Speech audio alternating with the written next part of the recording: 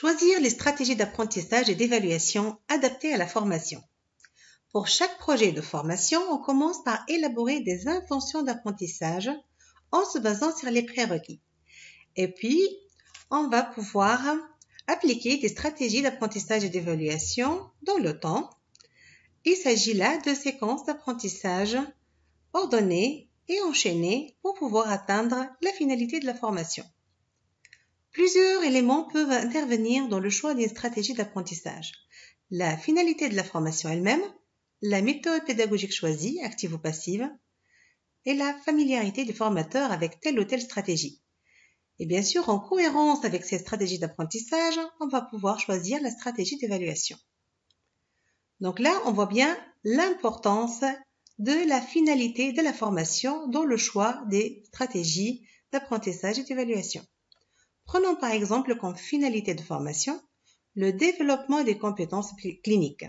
Et bien sûr, en parlant de développement des compétences cliniques, bien sûr, le mieux, c'est que ce soit fait en milieu de stage.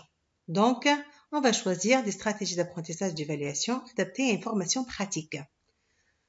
Donc là, on choisit la supervision clinique comme stratégie d'apprentissage et l'observation clinique comme stratégie d'évaluation. Commençons d'abord par la supervision clinique. Donc, comme on vient de dire, elle est pratiquée en milieu de stage. Il s'agit d'une guidance d'un apprenant en formation par un praticien formateur. Donc, une guidance d'un supervisé par un superviseur. Donc, il y aura cet apprenant avec le patient. Il va accomplir les compétences cliniques et le superviseur sera à côté de lui pour l'accompagner et le guider pour finalement l'acquisition de compétences. Suite donc à cette phase, il y aura la rétroaction. La rétroaction a pour but le développement personnel de l'apprenant et l'acquisition de compétences professionnelles. La supervision clinique favorise donc un apprentissage accompagné tout en guidant l'apprenant dans sa trajectoire de développement. On parle d'une supervision clinique directe, suivie d'une rétroaction immédiate ou à court terme de la part du superviseur, comme l'exemple que je viens de vous dire. Et il y a aussi la supervision clinique indirecte, donc à travers un portfolio ou un récit d'une situation complexe authentique. Donc toute cette stratégie, que ce soit la supervision clinique directe, le portfolio, le RSCA, permettent un apprentissage des compétences cliniques et permettent donc le développement dans le temps de ces compétences, donc permettent d'établir une trajectoire de développement de l'apprenant pour l'acquisition des compétences cliniques visées. Comment maintenant on va pouvoir évaluer le niveau de développement des compétences cliniques de cet apprenant? Donc, toujours en se basant sur la formation pratique en milieu de stage, on va choisir comme stratégie d'évaluation l'observation clinique. Au fait, là, le formateur va se maintenir donc en face de l'apprenant. L'apprenant qui sera évalué, donc il va effectuer les compétences cliniques qui lui sont demandées en milieu de stage et le formateur, l'évaluateur finalement, en face de lui, va juger les apprentissages qui sont en partie ou entièrement validés. Il s'agit donc d'une évaluation qualitative mais qui doit être critériée pour plus d'objectivité. En fait, l'évaluation par l'observation peut être directe ou indirecte. Elle est directe, là il s'agit de l'observation clinique directe au milieu de stage que je viens de décrire dans la diapositive suivante. Et elle sert donc à l'évaluation de la formation pratique. L'évaluation directe, l'évaluation par l'observation directe se fait aussi lors de l'ECOS ou lors de l'évaluation lors d'une séance de simulation. Il y a aussi l'évaluation par l'observation indirecte et ceci peut se faire à travers l'évaluation du portfolio et du RSCA, bien sûr, ceci en se basant sur une grille d'évaluation critériée qui trouve toute son utilité. Là, je vous présente un exemple d'une grille d'évaluation des compétences cliniques qui est utilisée lors des examens ECOS à la faculté de médecine de Sfax. Comme pour toute grille d'évaluation, on a donc là des critères et là l'échelle avec 9 échelons de 1 à 9, donc qu'on a choisi pour cette grille d'évaluation des compétences cliniques. Passons maintenant à un autre exemple de finalité de formation qui est la compétence communicationnelle. Pour ceci, on a choisi comme stratégie d'apprentissage les jeux de rôle et comme stratégie d'évaluation éco-passion simulée. Qu'est-ce qu'un jeu de rôle? En fait, pour un jeu de rôle, il y aura des protagonistes qui vont jouer des rôles. Et le scénario sera le point de départ de la scène. Il permet à chaque acteur de mieux s'identifier à son personnage et à son contexte.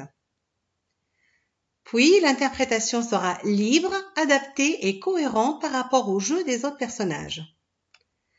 Donc, on aura un scénario de départ qui va juste donc identifier la situation, le contexte, et puis tout le reste sera improvisé.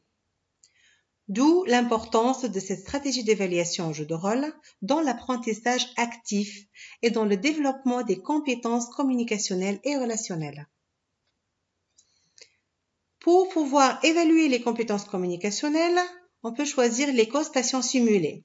Là, dans cette station d'Écosse, le patient simulé va imiter un patient avec une problématique de santé définie et ce patient simulé a un scénario qui lui permet de répondre aux interrogations de l'apprenant.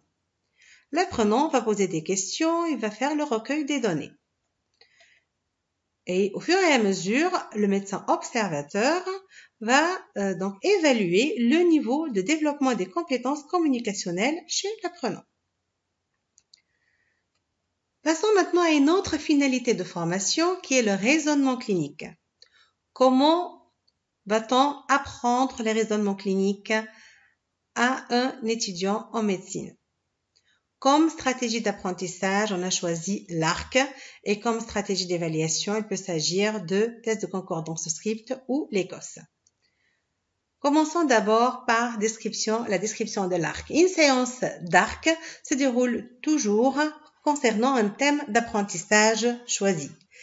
Concernant les protagonistes, il s'agit d'un petit groupe d'apprenants, idéalement de 8 à 10, qui tentent de résoudre un problème médical en simulant le déroulement de la rencontre médecin-malade.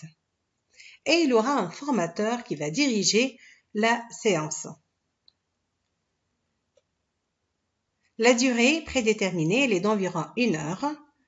Et donc, il va s'établir une communication entre les différents protagonistes qui vont poser des questions donc aux patients, plutôt aux protagonistes faisant le rôle du patient pour émettre des hypothèses et lorsqu'il y aura une information nouvelle, ils vont donc intégrer cette nouvelle donnée dans le cheminement de leur pensée pour pouvoir avancer dans cette problématique pour la résolution du problème. Et ce qui est très important, c'est que il y a un apprenant qui connaît le dossier en question qui va jouer le rôle de dispensateur des données et cet apprenant ne va délivrer les informations aux autres membres du groupe qu'à la condition que leurs questions soient précises et justifiées. Donc, il est demandé à chaque apprenant qui va poser une question de justifier cette question. Et d'ailleurs, c'est cette justification-là qui donc permet de préciser ce pourquoi il a posé les questions, ce pourquoi il est en train de penser, donc finalement de clarifier le cheminement de ses pensées. Et puis, l'auteur de la demande doit interpréter l'information recueillie. Donc, il y aura aussi l'interprétation des réponses. Et cet effort de justification-interprétation va obliger l'apprenant à verbaliser son processus de pensée. Et il va lui donc permettre de prendre conscience de la réalité de ses connaissances et de ses facultés de raisonnement. L'apprenant lui-même, donc en verbalisant et en justifiant les questions, interprétant les réponses, va réaliser qu'il est en train de raisonner. Et donc à ce moment-là, le médecin formateur va juste accompagner les apprenants dans ce processus d'apprentissage du raisonnement clinique. Il est très important que le formateur intervienne très peu pour permettre donc aux apprenants d'avoir un apprentissage actif. Il y a aussi un autre point très important concernant cette séance d'ARC, c'est que le choix donc de la situation doit être authentique et contextualisé. En fait, le mieux, c'est que en contexte de stage clinique, le formateur avec les apprenants, donc en faisant la visite donc dans le service, vont donc choisir une situation d'un patient hospitalisé et vont utiliser cette situation-là comme situation clinique authentique contextualisée et donc déclencher la séance d'ARC tout en sachant que c'est en rapport avec cette situation. Donc, ce sera une formation du raisonnement clinique dans l'authenticité même, qui est donc quelque chose d'indispensable dans la formation et dans l'acquisition de la compétence du raisonnement clinique. Donc, voici pour cet exemple de stratégie d'apprentissage. Passons maintenant donc au choix de la stratégie d'évaluation du raisonnement clinique. Le TCS, le test de concordance de script. Le TCS évalue le raisonnement clinique en contexte d'incertitude. En fait, il y a un problème clinique qui est exposé à l'étudiant qui doit interpréter des données et prendre des décisions. Le TCS se présente comme ceci. On a le cas qui est donc décrit dans la vignette et puis on a un tableau avec 3 colonnes. Là, donc, si vous pensez à une hypothèse ou donc une option et qu'alors vous trouvez, là, il y aura une nouvelle donnée qui sera donnée, l'impact de cette donnée sur l'hypothèse ou option est, ça peut être négatif, neutre ou positif. Et là, donc, de moins 2 à plus 2, il s'agit de l'échelle de Likert à 5 points. Le moins 2, l'hypothèse est très peu probable. Le plus 2, donc, donc l'hypothèse, elle est vraiment très probable. Donnons un exemple. Un enfant de 3 ans a consulté aux urgences pour une crise convulsive et il était fébrile à 39 degrés.